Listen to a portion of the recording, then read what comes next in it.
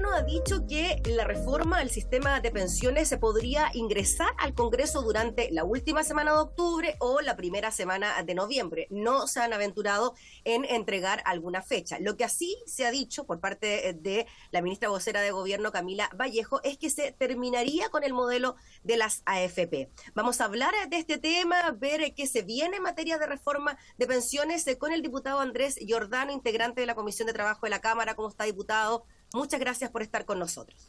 Muy bien, ¿y tú? Feliz de estar acá. Gracias, diputado. Diputado, ¿usted cree, primero, antes de entrar en el detalle de lo que podría contener esta reforma, que esta reforma en particular es muy, muy esperada por las chilenas y chilenos, sobre todo los que están jubilados o los que están en edad de jubilar?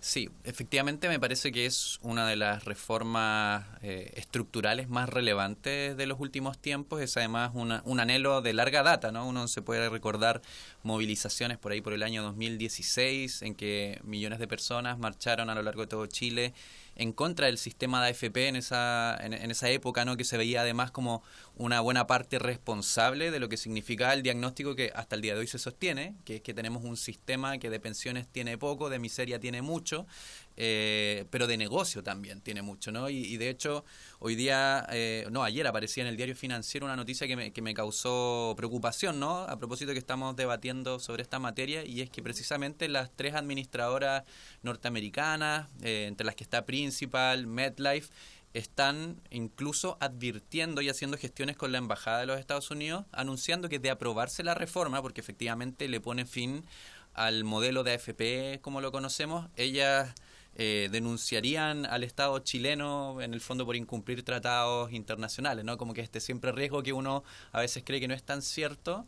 En el caso del CIAIS, por ejemplo, es una amenaza que ya las AFP lo barajan. Y es un tono bien amenazante a propósito de una discusión que nosotros debiésemos poder dar con total autonomía como poder legislativo. Pero y esto, diputado, disculpe que me detenga en eso, pero ¿esto tendría que ver por las inversiones internacionales que hacen las aseguradoras de fondos de pensiones con nuestro dinero para hacer crecer la plata, como se ha dicho hasta ahora? Exactamente, ellos ven una amenaza en el fondo a su diseño de negocios que se ha mantenido medianamente intacto, incluso se ha perfeccionado durante la democracia con distintas medidas que han trasladado, por ejemplo, los costos de las pérdidas y la idea de multifondos, ¿no? Como una gran mochila para la afiliado y para la afiliada, pero no un problema para la propia administradora. Entonces tenemos un sistema privado que evidentemente es muy ventajoso y que una reforma estructural que se propone cambiarlo efectivamente va a de una u otra manera interferir en ese afán de utilidad permanente que han tenido las AFP, que además han sido muy lucrativas, ¿no? Durante los últimos años, incluso durante los años en que ha habido retiros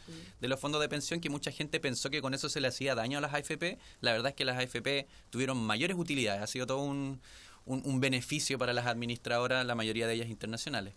Mayores utilidades, diputado Giordano, versus las bajas que han existido en la mayoría de los fondos de pensiones. O sea, eso es lo que llama más la atención, ¿no? Y quizás la principal crítica que se le hace al modelo.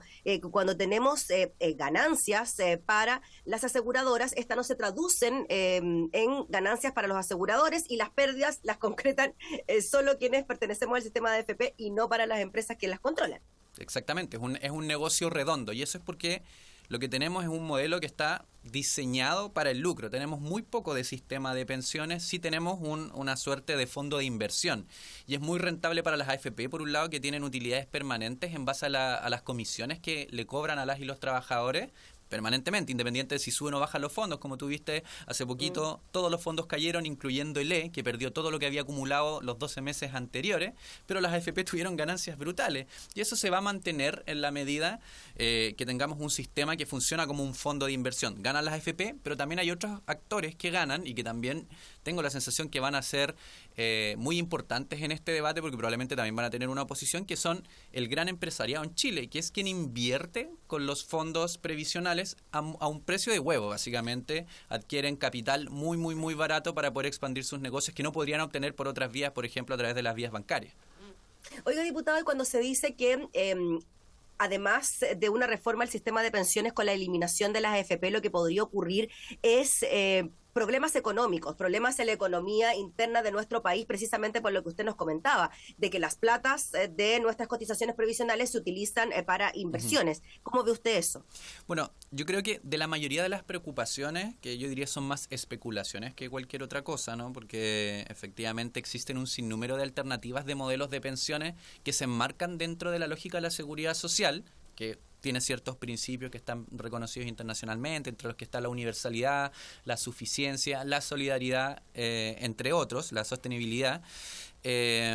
Yo creo que el gobierno de todas maneras se ha hecho cargo de todos estos mitos, ¿no? Como que al menos lo que se conoce de la reforma, lo que se ha socializado, que se ha compartido con las diversas bancadas, incluyendo las de oposición, por cierto, básicamente, entre otras cosas, tiene una gradualidad importante. Segundo, mantiene una lógica de inversión, porque se mantiene una buena parte de la capitalización individual, básicamente el 10% no se toca, es más, crece de un 10 a un 10,5%, pero se le agrega un componente nuevo que tiene una lógica distinta, que no es en cuentas individuales.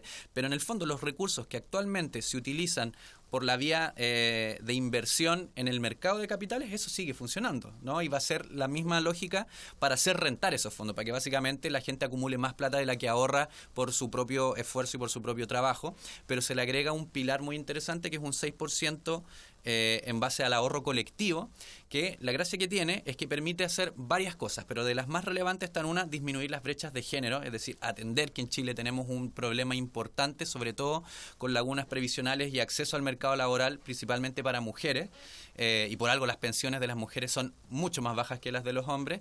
También las brechas del mercado salarial. Tenemos un mercado donde la mayoría de los salarios son muy bajos, el 50% de las y los trabajadores gana menos de 470.000 pesos, por lo tanto las pensiones en el largo plazo, digamos, no tienen un buen augurio, pero sin embargo tenemos un porcentaje de la población de un 10% hacia arriba que tiene salarios bastante más altos, llegando a salarios muy, muy elevados, que a través de este mecanismo solidario nos permite generar también como una redistribución de la riqueza. Y por ejemplo, alguien que gana 500.000 pesos recibe más de un fondo colectivo que lo que recibe alguien que tiene un salario muy alto y que por sí mismo puede autofinanciar una pensión mucho mayor.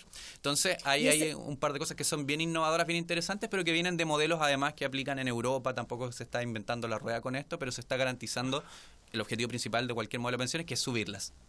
¿Y con este 6% adicional se podrían subir las pensiones de los que ya están jubilados? Exactamente, ese es como el enfoque, a diferencia de otras reformas, porque no ha habido nunca una reforma en ningún gobierno que se haya digamos, propuesto modificar el sistema realmente de pensión. En algún momento se habló de una AFP estatal, pero era todo dentro del marco también del modelo de las AFP. Este es un sistema nuevo que se administra desde un ente público, que es el IPS en este caso, y básicamente a través de este pilar colectivo, donde que además es financiado no con ahorros de los trabajadores y trabajadoras, sino con aportes del empleador, que hasta hace, digamos, 40 años atrás no han puesto ningún solo peso para la pensión de las y los trabajadores. A diferencia de todos los modelos del mundo que suelen ser tripartitos, este fondo nos permite hacernos cargo de una deuda importante, que son quienes ya pagaron el costo de la transición del modelo anterior, del modelo de las cajas, al sistema de FP, y que hoy día tienen pensiones que están muy lejos de ser la promesa que se hizo en su momento a través del ministro de Trabajo, José Piñera,